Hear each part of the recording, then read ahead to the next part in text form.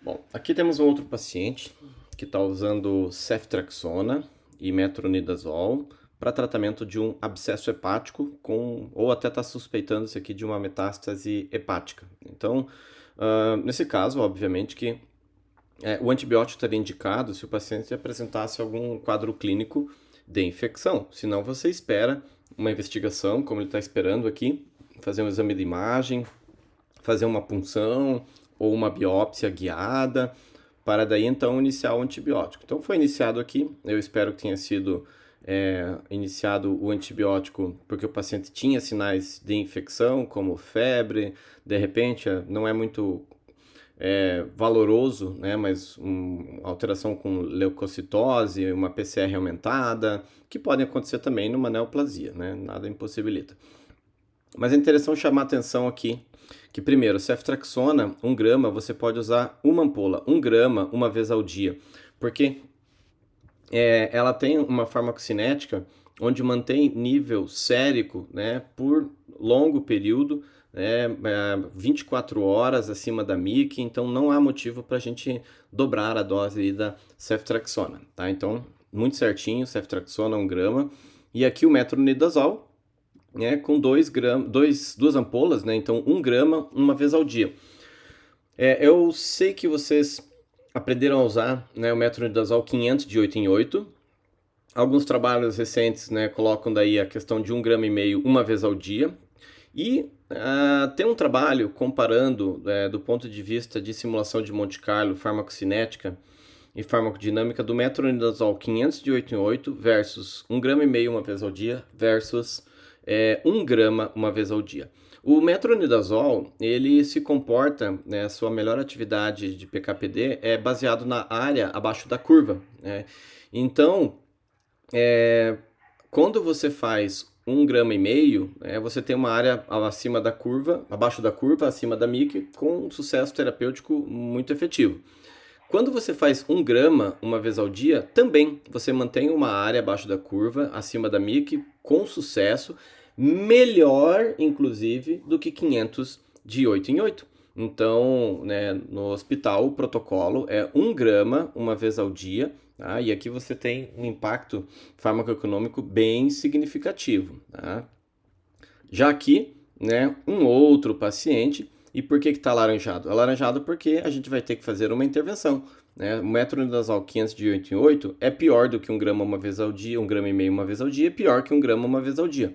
Sem falar que você vai fazer 3 infusões, são 3 diluições, equipo, soro, mais a preparação, o tempo de preparar a medicação, o tempo de infusão e 3 manipulações no acesso do paciente. Combina com risco para eventos adversos, tá? Então tá aqui, né, orientar 1 grama uma vez ao dia. E a ceftriaxona tá certo, né, 1 grama uma vez ao dia, tá?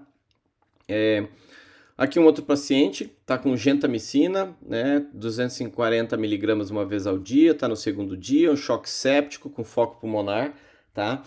Foi iniciado gentamicina, protocolo para cobertura de bacilos gram negativos, né? Aqui fica a dúvida se valeria a pena ou não colocar uma cobertura para Staphylococcus aureus, né? Um paciente com choque, rebaixamento de nível de consciência, tá sempre indicado então associar aqui a uma cobertura para MRSA. Então estaria indicado aqui ou Bactrim ou vancomicina para fazer uma cobertura de MRSA. Um outro paciente com polimixina, né, 1 milhão de unidades, né, 2 frascos de 12 em 12 horas, um paciente grande queimado e a biópsia, né, da área queimada com um Acinetobacter resistente aos carbapenêmicos. E aqui, resistente a todos os antimicrobianos, com sensibilidade à polimixina, e o MIC da polimixina é de 0,5. Então, MIC de 0,5, a gente fica com segurança de utilizar a polimixina, que ela é um antibiótico que tem, do ponto de vista de PKPD, uma área abaixo da curva acima da MIC, e com 0,5 e 1 a gente consegue atingir o alvo terapêutico desde que se utilize uma dose de ataque de 1 milhão, tá? Seguida aí de 1 milhão de 12 em 12, tá? Correndo entre 3 a 4 horas, ou até mesmo infusão contínua, se você preferir. A MIC de 2 é um nível que talvez você não alcance o alvo terapêutico se você estiver pensando em tratar um paciente com bacteremia, um paciente com choque séptico, Nesse caso aqui, para uma infecção de partes moles, então esse caso aqui não teria problema. Veja que a gente tem aqui doxiciclina resistente. Por que a doxi está separada? Porque a doxi ela não é testada pelo método automatizado. Então a gente cultiva o acineto, coloca em placa, coloca um disco de doxi para avaliar a sensibilidade, ok? Vocês vão ver lá no Eucast que eles nem recomendam fazer isso porque a resistência é praticamente intrínseca, o que não é uma verdade, né? A gente tem um outro hospital que nós fazemos a consultoria, a sensibilidade à doxiciclina é muito grande, né? Então vale a pena você testar, porque um paciente como esse pode se beneficiar muito, né, de um switch para terapêutica enteral, até porque ele está com dieta livre, função renal boa, ele poderia tomar, né, doxiciclina para fazer o tratamento de uma infecção de pele e partes moles por uma Acinetobacter resistente aos carbapenêmicos. Tá? Aqui um paciente com ampicilina sulbactam, uma pneumonia na ala de pediatria, e então está fazendo ampicilina e mais o sulbactam para cobrir, ampliar o espectro para Haemophilus produtor de beta-lactamase e Moraxella catarrhalis. O protocolo nosso era ampicilina, até o momento que houve um aumento muito grande de infecções por vírus sincicial respiratório na comunidade e saiu inclusive um alerta mostrando um aumento significativo de hemófilos produtor de beta-lactamase. Então, esse protocolo foi imediatamente mudado de ampicilina para ampsulbactam. Vamos acompanhar a epidemiologia, né, regional para ver se esses hemófilos diminuem aí a sua frequência e aí a gente volta a usar só a ampicilina, que é um antibiótico de espectro bem mais estreito, tá? Vamos ver, gentamicina, tá? 240 miligramas. É um paciente que tem, né, uma infecção de fístula venosa e uma cultura suave externa. Então aqui a gente já começa a se escabelar, né? Uma cultura através de suave de secreção de uma ferida. Então isso o risco de contaminação aqui é muito grande, de colonização daquela ferida por várias bactérias. E uma E. coli multi-S, né, sensível a micacina, gentamicina, cefepima, ceftazidima, imimeropenem, piperacilina e tazobactam. Não dá para confiar nessa cultura. Tem que ser feita a limpeza, debridamento, coleta de biópsia, fazer cultura quantitativa do tecido. Tá? Então ele está empiricamente aqui por uma cobertura de gram negativo, não está direcionado aqui a esse patógeno. Aqui, esse aqui é um paciente do transplante. Ceftraxona, tá aqui 1 grama, uma vez ao dia. Gastrectomia com fístula, drenando, secreção purulenta, boa aceitação via oral. Então, esse aqui é um paciente que imediatamente a gente tem que orientar a troca do antibiótico IV para o antibiótico via oral. Nesse caso, a gente usaria uma quinolona, pode ser o ciprofloxacino ou levofloxacino em doses habituais, o cipro 500 a gente tem usado aqui muito de 8 em 8, né, para ter uma área abaixo da curva acima da MIC com garantia para os bacilos gram-negativos, associado ao metronidazol, né, e vejo que eles estão fazendo aqui IV, né, 2 frascos, então 1 grama uma vez ao dia. E lembrar que o tempo de tratamento dessas infecções é um pouco complexo. Não existe assim uma definição, até porque para tratamento de infecções de pele e partes moles, você depende de resposta clínica. Então você faz ali entre 5, 6, 7 dias e avalia a resposta clínica. Se o paciente estiver melhorando, você já pode suspender o antibiótico, até porque a fístula é fístula, né? Não é antibiótico que vai fechar a fístula e vai melhorar a fístula, não serve para absolutamente nada, tá? Paciente na UTI, ceftriaxona, 1 grama, tratando uma pneumonia. Estava tratando com antibiótico IV porque não tinha opção de medicação para fazer via enteral. E tanto que está aqui, ó, evoluiu que já encerrou, né? Aqui seria o nosso 6º dia, significa que ele completou o 5º dia. Então aqui já foi feito um vermelhinho, uma intervenção onde foi bloqueado o antibiótico, para que o paciente pudesse terminar o tratamento de pneumonia, que não precisa mais de 5 dias, tá? Vamos ver aqui. Esse aqui é um outro paciente, tá usando metronidazol, foi orientado tirar, porque está aqui úlcera perfurada, ferimento por arma branca, peritonite generalizada, droga vasoativa. Provavelmente aqui ele estava com algum outro medicamento, e aí foi suspenso, e esse aqui estava para completar os famosos 14 dias aí da peritonite grave, né? O tempo de tratamento de peritonite, gente, lavou 4 dias, tá? Complicada, aí você pode estender 7, 10 dias, 14 dias, conforme a evolução clínica. Dificilmente a gente passa de 7 dias de tratamento, a não ser que a situação seja muito complicada, formação de coleções, presença de líquido livre na cavidade. Então, nesses casos, a gente até prorroga o antibiótico. Mas, em geral, 4 dias após a cirurgia, 7 dias ali para casos complicados, e se estende de uma forma individualizada apenas, ok? Aqui um paciente com vanco e gentamicina, tá? Tem aqui, ele tinha uma pneumonia hospitalar, depois ficaram suspeitando de uma endocardite. Na hemocultura, um Staphylococcus não produtor de coagulase. Isso aqui, em uma hemocultura apenas, é igual a contaminação. Então, a orientação vai ser suspender o antibiótico, tá?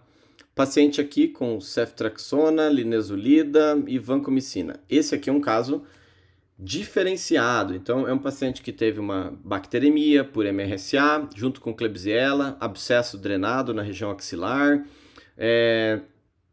tanto direito quanto do lado esquerdo, né? Não tinha endocardite, né? Sempre que tem uma bacteremia por Staphylococcus aureus, tem que fazer um ecocardio para descartar endocardite, uma artrite séptica do quadril que foi drenado. Então, esse é um caso bem complicado. Por quê? Porque, primeiro, né, ele teve recentemente uma hemocultura, uma bacteremia por Klebsiella pneumoniae sensível a amica, clavulanato, cefepima, ceftriaxona, cipro, genta, mero, sut. Então, assim, uma Kleb multi-S. Então, foi optado aqui por fazer ceftriaxona, tá? E para a bacteremia dele, ele estava tendo bacteremia persistente desse estáfilo, tá? MRSA, que vocês vejam aqui, né? Tinha cipro, clinda, genta, rifampicina, sultivanco, com vancomicina fazendo persistência da bacteremia, tá? Nesse caso, e mesmo com nível sérico adequado. São situações que podem acontecer, né? É raro, muito raro, mas pode acontecer. Então, nós combinamos uma terapêutica, né, com linezolida e vanco para fazer o tratamento dessa bacteremia persistente secundária a uma artrite séptica do quadril. Então, lembre que isso são situações exóticas, tá? Não é algo assim habitual, mas a gente tem que, às vezes, fazer essas terapêuticas exóticas, vamos dizer assim, para fazer o tratamento. E vejam que, inclusive, a linezolida a gente fez uma dose um pouco mais alta, né, fazendo 3 vezes ao dia, para ter certeza do alvo terapêutico num paciente grave, que é uma criança que está numa UTI. Tá? Então a gente faz uma dose onde a gente aumenta 50% para ter uma área abaixo da curva, acima da MIC, com segurança, né, já que estamos tendo falha, né, com a vancomicina, ok? Aqui, esse paciente, só para vocês, né, entenderem, tem aqui uma ceftriaxona e um levofloxacino. Veja que coisa exótica, né? Coleção peripancreática, abscesso subfrênico, tá? Tava com levo, metro e ceftriaxona. Obviamente que a gente entrou em contato aqui com a equipe. Veja, o líquido abdominal com E. coli sensível a mica, cefepima, genta e mero. Que esquema que a gente poderia escolher? Um aminoglicosídeo, pode ser amicacina ou gentamicina, uma opção bem atrativa para tratar uma infecção, um antibiótico de espectro estreito, barato, dose única diária, efetivo. Você poderia usar cefepima? Sim, né? Seria uma opção também, um beta-lactâmico, droga segura. Aqui a gente poderia usar uma dose padrão, né, de 1 grama a cada 8 horas. E eu não usaria um carbapenêmico, obviamente, né? Não há motivo para usar um carbapenêmico se eu posso usar a cefepima. Isso aqui provavelmente é uma E. coli SBL, né? Ela é resistente a ceftriaxona, cefuroxima e é sensível a cefepima. Então deve ser uma ESBL do tipo TEM ou SHV, não é CTXM.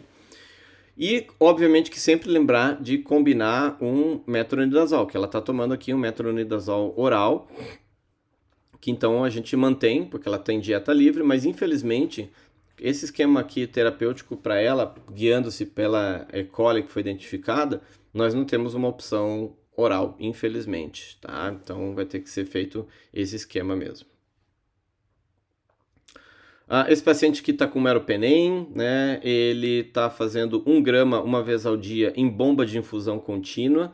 É um caso complicado, um paciente com neoplasia, já tinha feito ceftriaxona, já tinha feito levofloxacino, foi feito meropenem com vancomicina, sempre terapêutica empírica, de difícil tratamento, mesmo após a drenagem, abdômen congelado, né, e está mantendo aqui, voltou a fazer um esquema de meropenem em vanco, tá, hoje no segundo dia. Temos que corrigir essa dose, né? Porque antes estava com insuficiência renal e por isso que estava usando o meropenem 1 grama em bomba de infusão contínua. Lembrar de sempre fazer a dose de ataque e depois ligar a bomba. Isso aqui guiado, né? Conforme o CKD, pelo clearance de creatinina.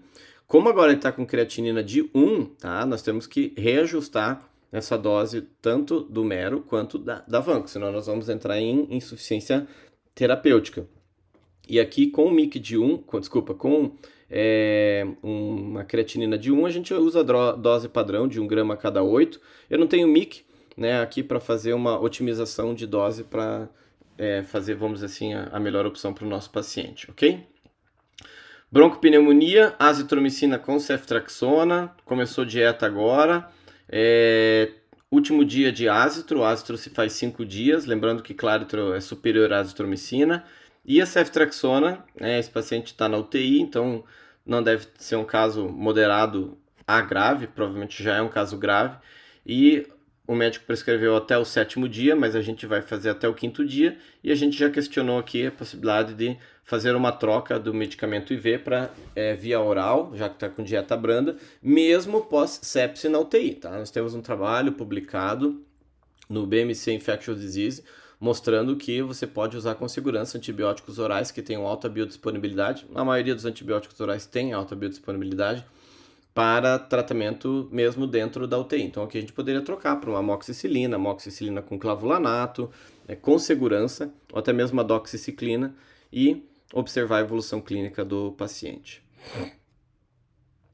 O paciente fez uma amidalectomia, cervicotomia exploradora, tinha coleção, um abscesso retrofaríngeo, está na UTI. Ceftriaxona 1 grama de 12 em 12, então a gente já deixou em amarelinho que nós temos que orientar a dose padrão de 1 grama uma vez ao dia. A gente só aumenta a ceftriaxona quando eu tenho hipoalbuminemia, eu tenho um paciente com volume de distribuição muito alto, tá? E infecções por Staphylococcus aureus. Então não tem Staphylococcus aureus identificado, esse paciente não está hipoalbuminêmico, né? Já vimos no sistema. E a clindamicina aqui está de 8 em 8 horas. Essa é a dose de bula. Porém, tem um estudo, né, mostrando que para infecções por Staphylococcus, Streptococcus e bacteroides, né, frágiles, que é um anaeróbio, que causa infecção intraabdominal, você pode usar com segurança a clindamicina de 12 em 12 horas. E o nosso protocolo contempla isso. Por isso que a gente vai orientar aqui a mudança para 12 em 12 horas, tá? Aqui, ceftriaxona, um paciente HDA cirrótico. Então, todo paciente que tem cirrose e promove uma HDA, nós temos 3 trabalhos. Um mostrando que não tem evidência e 2 mostrando que tem evidência de usar antibiótico para reduzir infecções intra-hospitalares. Então, esse é um trabalho muito capcioso, né? E o meu sonho de consumo é fazer um clinical trial, né, com um N grande, onde a gente põe antibiótico e no outro grupo não põe, esperar ali uns 2, 3 anos para poder mostrar, né, que ceftriaxona ou qualquer outro antibiótico aqui talvez não tenha um impacto, e sim deve ter impacto em seleção de bactérias multiresistentes para esses pacientes. Tá? Assim como a gente tem o trabalho comparando 2 gramas com 1 grama de ceftriaxona, mostrando que não tem evidência, assim como nós mostramos que clindamicina profilático é tão bom, se não melhor, do que cefazolina profilático e o custo é mais barato, enfim. Tudo isso a gente tem que, né, orientar e mostrar baseado-se em evidência, em ciência, tá? Para poder justificar as nossas condutas, ok? Aqui, outro paciente está com amica e vanco, né? Veja que a mica está errado, está de 12 em 12, então tem que orientar aqui a troca dessa amicacina para 2 ampolas uma vez ao dia, e eu estou tratando uma infecção urinária por uma Klebsiella sensível a mica, ertapenem, meropenem e imipenem. Não vou usar nenhum carbapenêmico se eu tenho uma Klebsiella sensível à micacina. E um detalhe, aqui eu não preciso nem saber a mic. Tá? Se fosse uma mic de 8, 4, eu ia querer saber num paciente com uma infecção pulmonar, numa infecção de corrente sanguínea, porque aí eu teria que aumentar bem a dose da minha micacina, chegar a valores próximo de 35 miligramas por quilo. Para uma infecção urinária, 15 miligramas por quilo dia sobra antibiótico, porque ela tem uma alta excreção urinária na forma estável da droga, e deste motivo, né, parte do princípio que se bobear 500 miligramas uma vez ao dia já seriam suficientes, ok? Mas ele está usando vancomicina também, porque tem uma infecção de corrente sanguínea, então, e a dose da vancomicina está ajustada pelo clearance. Aqui um paciente está usando levo e metro, um pé diabético infectado, aguardando cirurgia para fazer cultura e identificação. O ideal seria não começar antibiótico antes da cirurgia, mas já foi começado. Começou um esquema oral ótimo, que está com dieta livre, função renal normal. Não há por que fazer um antibiótico EV, seja no pé diabético infectado, seja numa osteomielite aguda ou crônica, antibiótico EV, porque quinolona tem alta biodisponibilidade, o metronidazol tem alta biodisponibilidade, vai ter nível sérico bom, inclusive boa quantidade de antibiótico na fase beta de distribuição da droga, né, durante o seu clearance plasmático, que é o momento em que eu preciso de droga para atingir concentração em pele, partes moles e osso. Deste motivo, é excelente a opção aqui que foi escolhida. Lembrando que o levofloxacino tem cobertura para 70% aí de anaeróbios, então muitas vezes não precisaria associar um anaerobicida com o levofloxacino, ok? Mas o paciente está tomando antibiótico oral, se estiver tolerando bem, a gente mantém para suplantar aí os outros 30% que o levofloxacino não teria atividade.